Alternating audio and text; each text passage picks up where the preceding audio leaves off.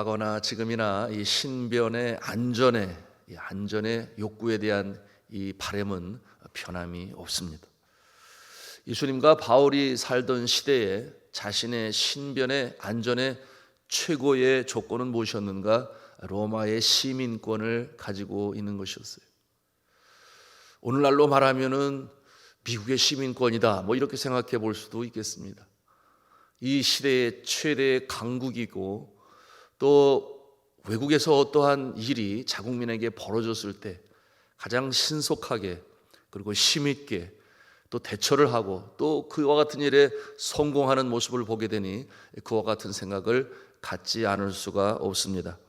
그런데 예수님과 이 바울이 전도를 하던 그 시대의 믿음의 사람들은 이 로마의 시민권이 아니라 자신의 소속이 하늘나라에 있음으로 말미암아 가장 기뻐하고 감사했었습니다. 왜냐하면 로마의 시민권은 그 유효기간이 이 땅에 거하는 동안뿐이에요.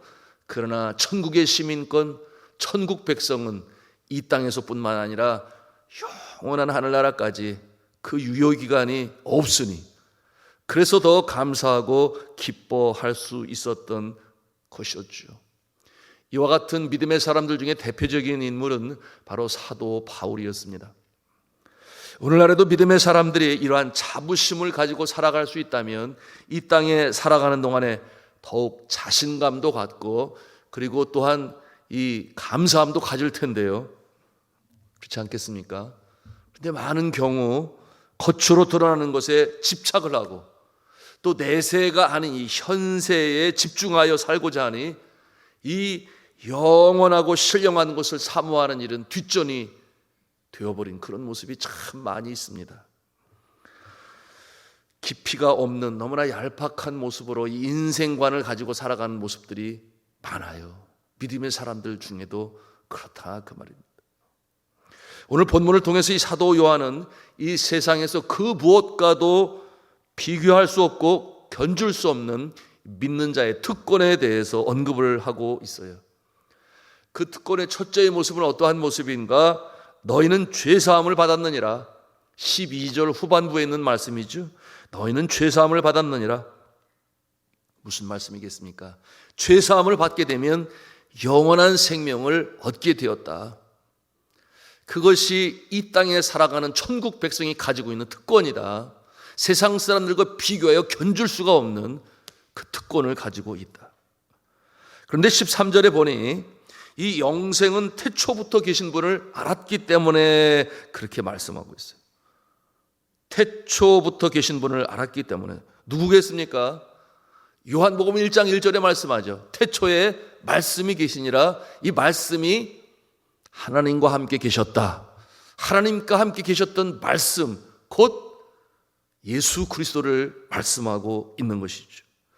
곧 예수 그리스도를 알았기 때문에 이 영생을 갖게 되고 깊은 교제의 단계로 나가게 되는 것인데, 여러분, 이 예수 그리스도를 알았다 해서 이 알았다, 제가 말씀으로 나누었습니다. 단순히 알았다라고 하는 것이 지식으로 아는 것이 아니라 야다라고 하는 히브리어를 사용하게 되었으니 부부간에 아는 것처럼 경험과 체험으로 알았다. 누구를? 예수 그리스도를.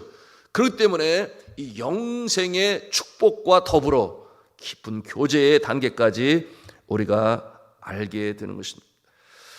그러므로 이와 같은 모습은 주가 내 안에, 내가 주 안에, 이와 같은 모습의 삶이겠죠. 그런가 하면은 참 포도나무에 붙어있는 가지의 모습으로 수액을 받아 먹으며 살아가는 가지에는 열매가 풍성하게 된다고 했으니 이것이 믿는 자가 이 땅에 살아가지만 주님이 주시는 능력과 특권인 것이에요. 두 번째로 믿음의 사람의 특권은 13절 후반부에 말씀하고 있으니 악한 자를 이긴 자들이다, 그렇게 말씀하고 있어요. 악한 자를 이긴 자들이다. 자, 이 말씀은 믿음의 사람들은 세상이 추구하는 이 유한하고 악한 풍조에 휩쓸리지 아니하고 하나님께서 기뻐하시는 선한 일을 행하는 자들이다, 그렇게 볼 수 있습니다. 하나님이 기뻐하시는 선한 일을 행함으로 승리로운 인생을 살아간다, 그와 같은 말씀으로 우리에게 주고 계십니다. 자, 이와 같은 능력 있는 이유에 대해서 말씀하고 있으니 14절 후반부에 이렇게 말씀하고 있어요. 하나님의 말씀이 믿는 자들의 심령에 자리 잡고 있기 때문이다. 이렇게 말씀합니다. 하나님의 말씀, 진리의 말씀이 그 마음을 채운 자들, 이 악한 세상에서도 흔들림이 없이 꾸준히 선한 일을 행할 수 있다.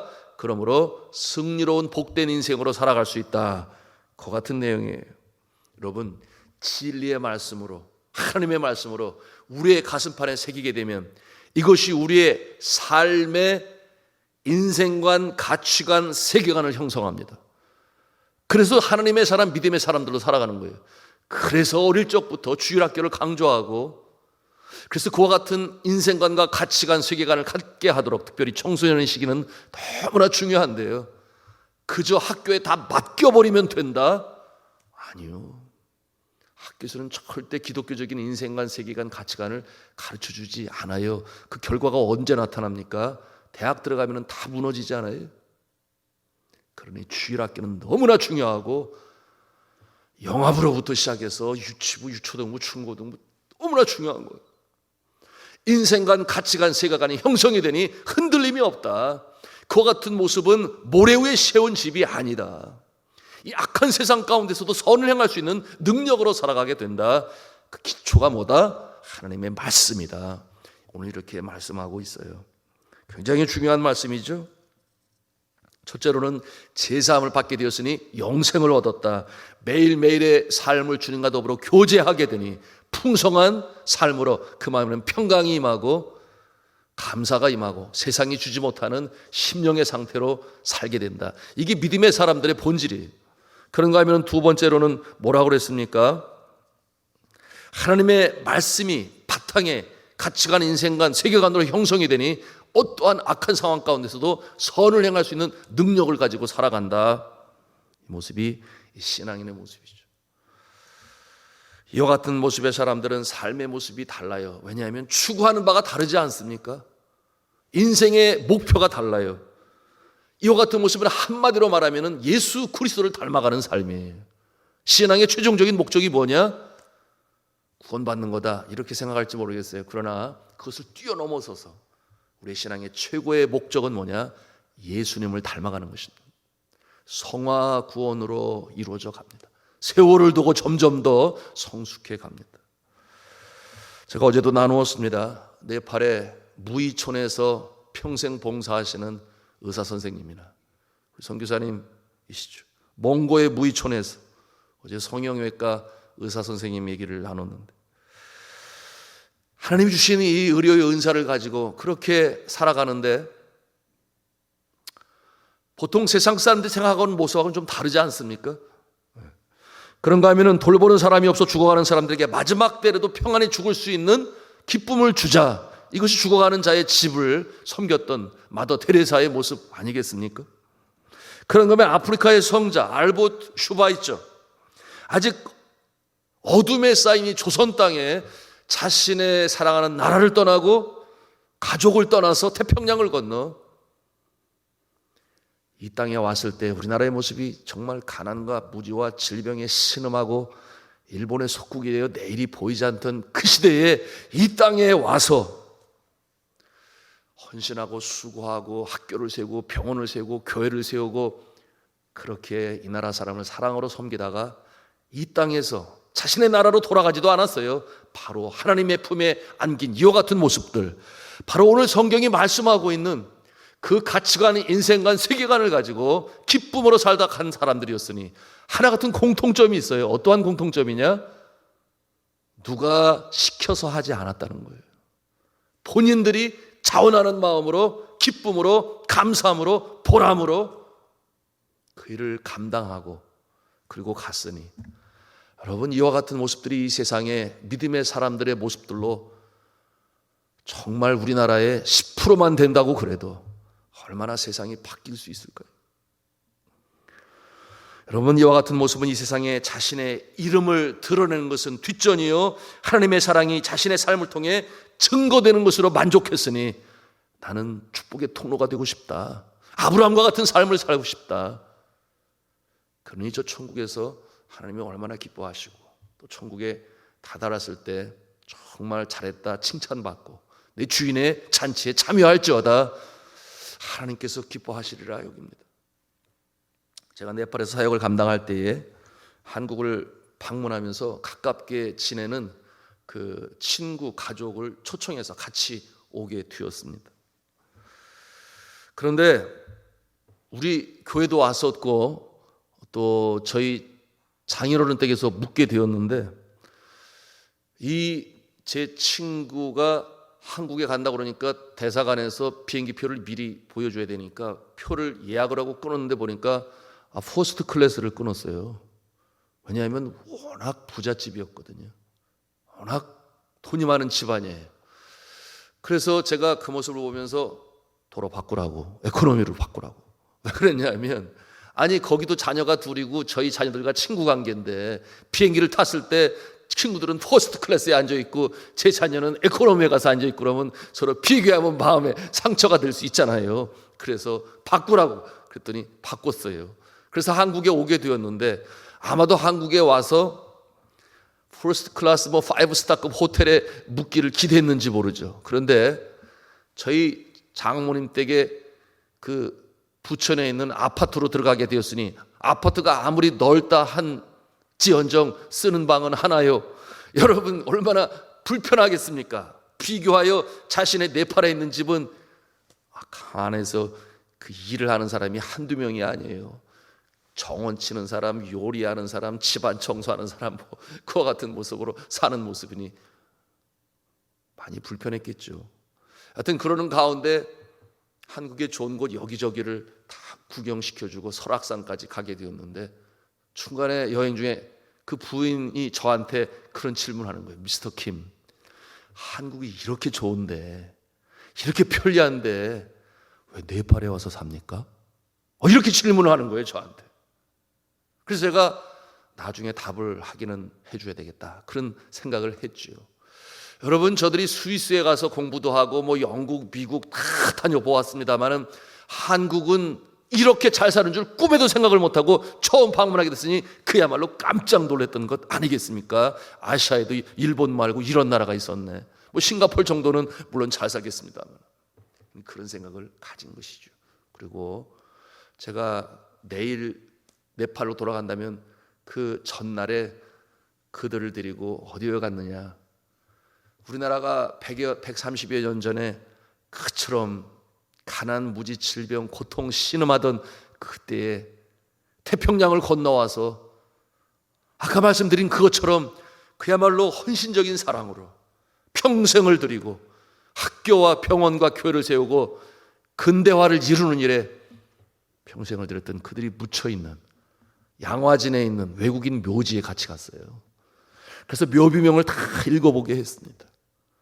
그리고 제가 그들에게 말을 했어요. 나와 아내는 어쩌다 한국에 들어오게 되면 여기를 꼭 온다. 왜냐하면 여기를 올 때마다 이 헌신과 수고 100여 년 전에 얼마나 이 나라가 미국과 비교하여 열악한 나라였냐. 그런데 와서 불편함을 감수하고 헌신을 하고 사랑으로 이 백성을 섬기니 100년이 지난 오늘날에 이렇게 밝고 빛나는 대한민국으로 서 있다. 그런데 이들 앞에 와 설 때마다 참 겸손해지는 것은 또 한 가지 마음에 부담이 되는 것은 이들의 사랑의 빛을 내가 받았으니 대한민국의 한 사람으로서 비슷한 처지에 있는 곳에 가서 그래도 조금이라도 갚아야 할 것 아니겠느냐 그런 마음이 있다. 그래서 내가 네팔에 가서 산다. 가서 아내는 학교를 세워서 인재들을 만들고 나는 신학교를 세워서 교회를 세우는 일을 감당한다. 그랬더니 그들이 그 소리를 듣더니 심각한 표정으로 고개를 끄덕끄덕해요. 생각되지 않았겠습니까? 나중에 물었어요. 이번 여행이 어땠냐 그랬더니 이번 여행은 굉장히 많은 것을 생각하게 만드는 이 교육적인 여행이었다고 그렇게 표현을 하더라고요. 그러면서 많은 것을 느끼게 되었다고. 저들이 돌아가서 제 친구 남편 제 친구는 리빙손 학교의 이사로 섬기게 되었고 그 누님은 제가 지난번에 말씀을 드렸어요. 학교 부지 구입하는데 한국에서 계약금이니 뭐 잔금 치를 때 다 등기부등본 보내야만 돈이 오느냐, 어떻게 해 이거를. 그런데 전혀 이자 없이 필요한 대로 쓰라고 그래서 2억 원을 빌려줘 가지고 땅을 사는데 어려움 없이, 물론 땅 사는데 헌금도 했고 교사들 교육시키는데 이 누님이 또 아주 많은 도움을 주었습니다. 자, 사랑하는 성도 여러분, 오늘 이 말씀을 통해서 이 땅에 살아가는 믿음의 사람들의 모습은 어떠한 모습으로 살아갈 때 진정한 마음의 평안과 기쁨과 보람과 감사와 그리고 그 능력으로 악한 세상 풍조 가운데서도 선을 행하는 일에 승리할 수 있다는 것을 말씀을 통해서 우리에게 가르쳐 주시는 것이에요. 자, 사도 요한은 믿음의 사람들의 정체성을 알려주면서 15절 16절 뭐라고 합니까? 우리 같이 읽도록 하겠습니다. 시작. 이 세상이나 세상에 있는 것들을 사랑하지 말라. 누구든지 세상을 사랑하면 아버지의 사랑이 그 안에 있지 아니하니 이는 세상에 있는 모든 것이 육신의 정욕과 안목의 정욕과 이생의 자랑이니 다 아버지께로부터 온 것이 아니요 세상으로부터 온 것이라. 아멘. 우리에게 아주 익히 잘 알려져 있는 말씀 아니겠습니까?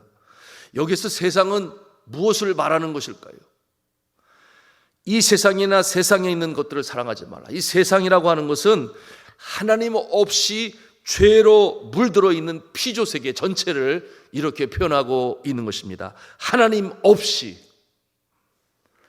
공중 권세 잡은 악한 영이 다스리면서 온갖 욕심과 미혹을 통하여 사람들을 유혹하고 죄짓게 만들어서 결국 하나님을 떠나게 만드는 그와 같은 본체를 세상으로 표현하고 있는 것이, 그러니 하나님이 만드신 피조 세계의 아름다운 세계를 하는 것이 아니다. 피조 세계는 하나님이 기뻐 받으시는 것이죠. 그래서 이런 영적인 면에 말씀하고 있다. 여러분, 사람들을 유혹하죠? 어떻게 유혹합니까? 세 가지로 표현하고 있어요. 첫째는 육신의 정욕으로 유혹합니다. 절제가 없는, 그래서 결국 가정을 깨뜨리고 마는 이 성적인 욕망 또는 육체적 욕구라고 말할 수 있겠어요. 여러분이 이리 오는 날도 성추행으로부터 시작해서 얼마나 많이, 특별히 이 정치권뿐만 아니라 높은 자리에 있는 사람들 가운데 나타납니까? 두 번째는 안목의 정욕이라고 그랬어요. 아주 탐욕스러운 마음인데요. 자, 눈을 통해 들어오게 됩니다. 그래서 안목의 정욕이에요.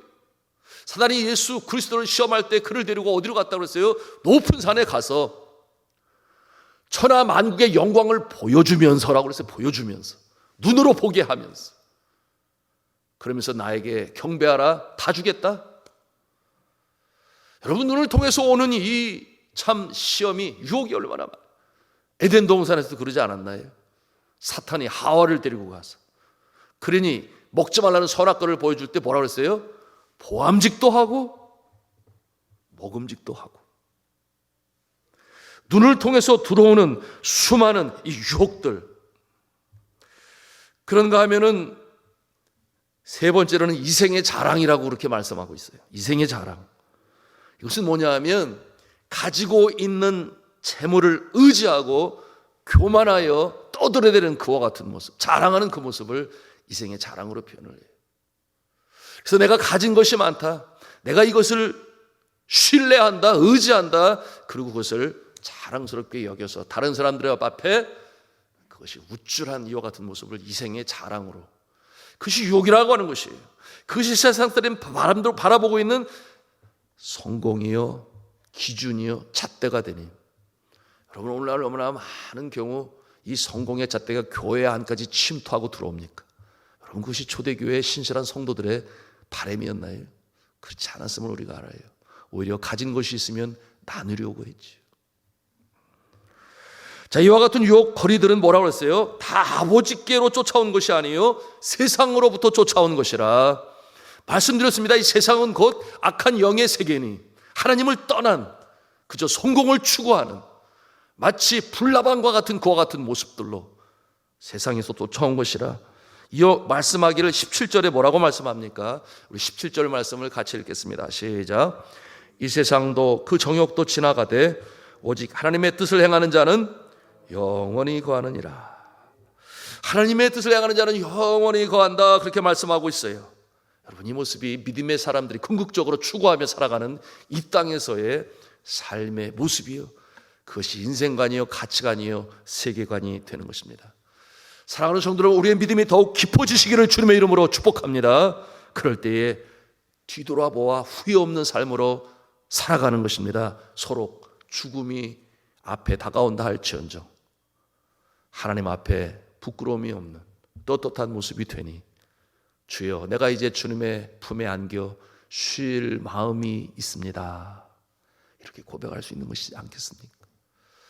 우리가 이 새벽에도 우리가 함께 기도하기를 원합니다. 주여, 더 높은 신앙관을 갖게 하여 주셔서 이 땅의 사람들이 생각하는 이 성공의 잣대가 아니라, 이생의 자랑, 육신의 정욕, 안목의 정욕이 아니라 하나님의 말씀이 진리가 우리의 마음에 무장이 되고 그것이 인생관, 가치관, 세계관이 되어 풍파 속에서도 선을 행할 수 있는 능력자가 되게 해달라고 시간 주님 앞에 기도하며 나가겠습니다.